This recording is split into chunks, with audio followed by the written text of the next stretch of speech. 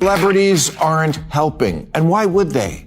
In a country where the big issue now is affordability, outside of, Springsteen and a few others, celebrities don't strike people as relatable or in touch. And what their activism mostly activates is eye rolls. Because stars, they're not just like us. They fly private.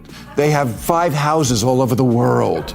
They give their kids ridiculous names. It's Hollywood award season, and as usual, art takes a back seat while politics reigns supreme. These shows have grown dull because instead of celebrating pure talent, celebrities increasingly deliver endless, eye-rolling political speeches. Thought I was alone in my exhaustion with recycled woke talking points until Maher stepped in with sharp, sarcastic, and genuinely hilarious criticism, and I've got every clip. So if you're tired of Hollywood politics overshadowing creativity, hit the subscribe button, buckle up, and let's get started because the spectacle keeps getting louder and emptier now.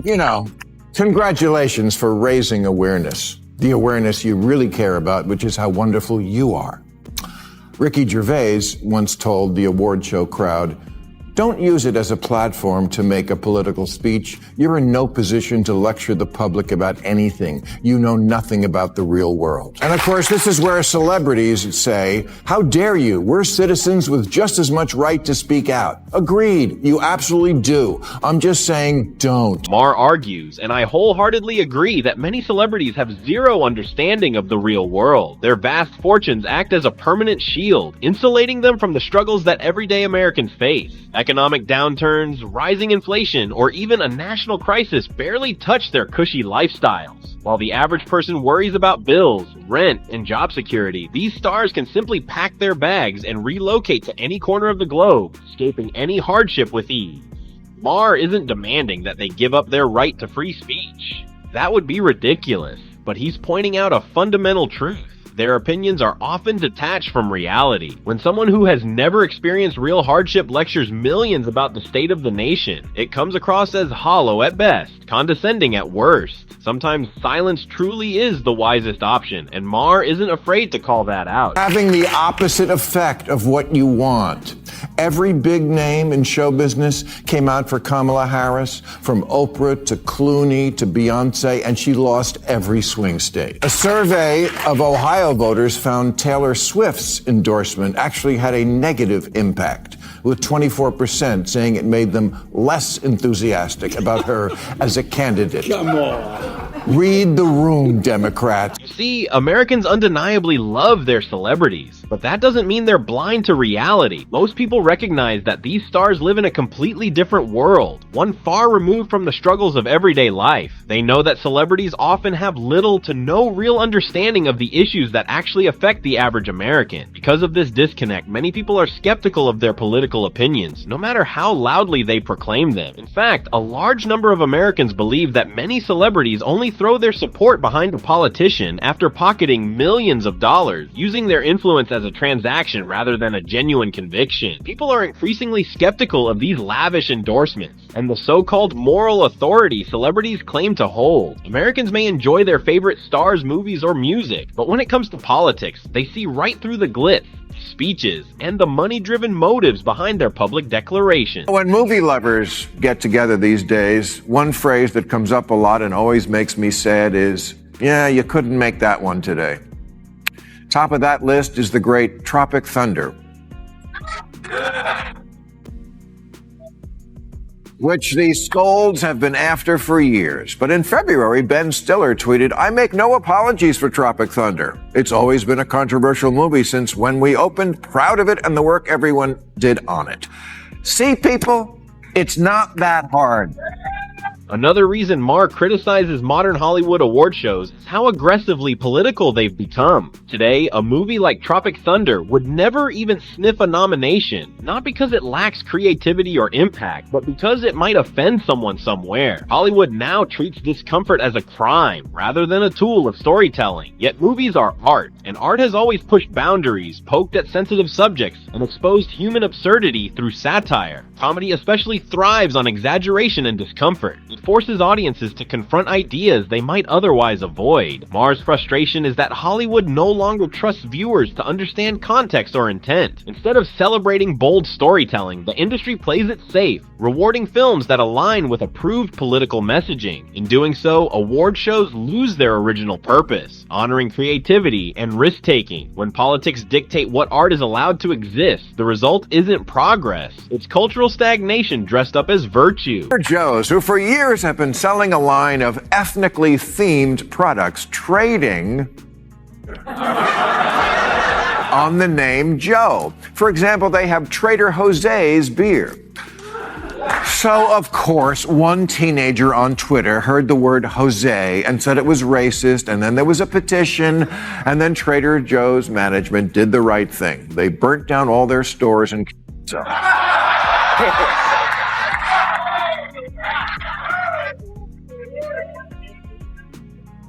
No, they didn't. They said, "F off, you oversensitive little."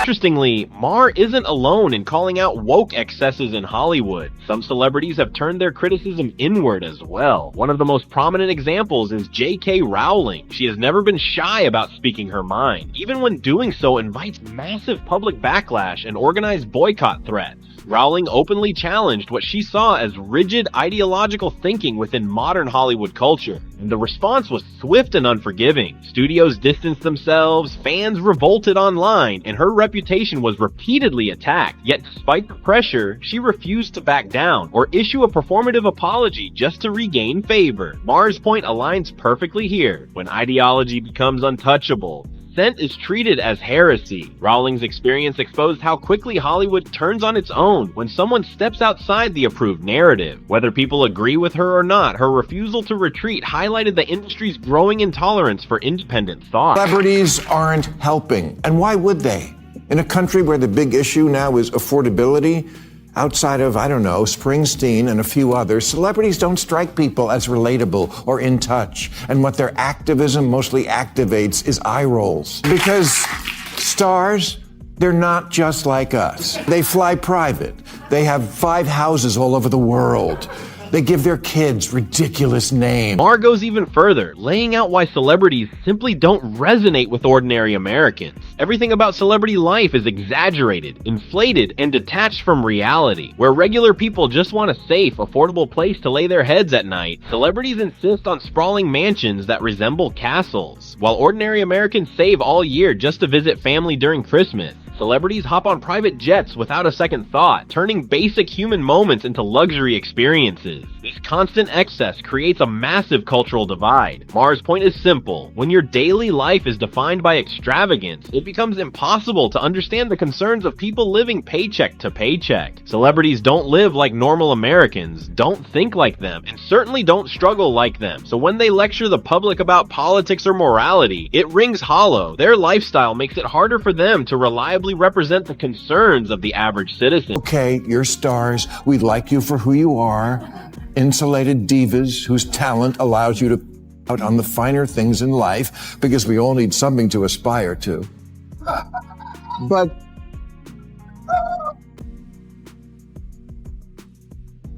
being talented, which you are, isn't the same as knowing things or having the credibility to advise people on their politics. You rail against privilege, but you avail yourself of the greatest privilege of all, to remain clueless. Maher is absolutely right. Just because celebrities are talented doesn't mean they're informed, thoughtful, or qualified to weigh in on every issue. Being great at acting, singing, or directing doesn't automatically translate into understanding economics, policy, or the everyday concerns of ordinary Americans. Maher's point isn't about silencing anyone, it's about responsibility. If celebrities feel compelled to speak out, they should at least take the time to fully understand both sides of an argument before planting their flag. Too often they rush to pick a side based on trendy narratives or social pressure, assuming they already know what their fans believe. That assumption is not only arrogant, but deeply out of touch. Instead of preaching, they should do the work, listen, research, and acknowledge complexity. If they're going to advise millions of people, the least they can do is understand the political landscape they're stepping into, rather than talking down to an audience they barely know. Chappelle lashed out at me last month because I called him out for saying there was more free speech in Saudi Arabia than here. Well, I was right. What he said was stupid. America has many problems, including free speech issues on both left and right, but we're real different than Saudi Arabia. If you don't believe me, try opening an art gallery there. Here, Maher takes aim at Dave Chappelle for claiming that Saudi Arabia has more freedom of speech than the United States, and he's right to push back. Anyone with even a basic understanding of international politics knows that comparison doesn't hold up.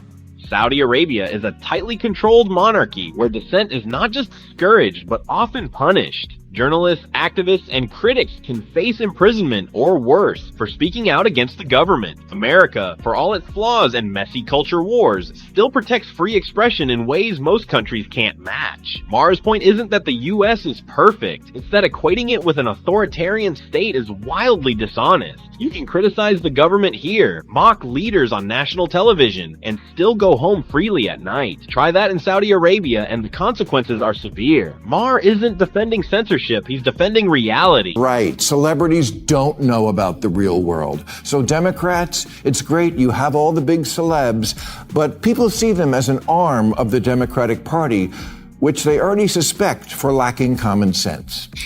I know. I know the celebrities mean well, and we thank them for having their heart in the right place, but just do you. Do what you do so well. Use your extraordinary talents for the noble cause of bringing relief from the problems that ribbons and pins can't fix. I know it's very important to you that you feel that you're making a difference, so let me assure you, you are. You're making independents vote Republican. Maher argues that celebrities are actually doing the opposite of what they intend politically. Instead of attracting people to the Democratic Party, their loud, performative activism is pushing many Americans straight into the arms of the Republican Party. These celebrity gestures often come across as smug, preachy, and disconnected from real concerns, which only fuels resentment rather than persuasion. When wealthy stars lecture everyday people about morality, economics, or voting choices, it feels less like advocacy and more like scolding. Maher's point is that politics isn't won through virtue signaling or red carpet speeches, it's won by understanding people where they are. Rather than building bridges, celebrity activism tends to harden divisions and alienate undecided voters. The constant moral grandstanding doesn't inspire trust. It breeds backlash. In trying to appear righteous, celebrities end up antagonizing the very people they claim to care about, unintentionally strengthening the opposition instead of expanding their own political base. Comedians have been under attack for quite some time, and I need to stick up for my tribe. This war on jokes must end. Will Smith wasn't pulled off stage, but comedian Nimesh Patel was literally pulled off stage during a performance at Columbia for a joke about how hard it is to be gay and black. Not an anti-gay joke, mind you, a pro-gay joke. But one of the event organizers walked on stage and said, "I don't think you're entitled to certain jokes you're making." Well, a sense of entitlement certainly is a big part of the problem here, but not on the part of the comedian. In the end, Maher's critique cuts through the noise and lands on a simple truth. Hollywood has lost touch with the people it claims to speak for. Award shows meant to celebrate creativity have become political sermons, delivered by celebrities who live lives far removed from everyday reality. Their wealth, insulation, and performative activism don't persuade, they alienate. Instead of bringing people together, this style of moral grandstanding pushes audiences away and deepens political divides. Maher isn't arguing for silence or censorship, he's arguing for humility, self-awareness, and a return to art over ideology. When celebrities lecture rather than listen, audiences tune out. If Hollywood wants relevance again, it needs fewer speeches, fewer purity tests,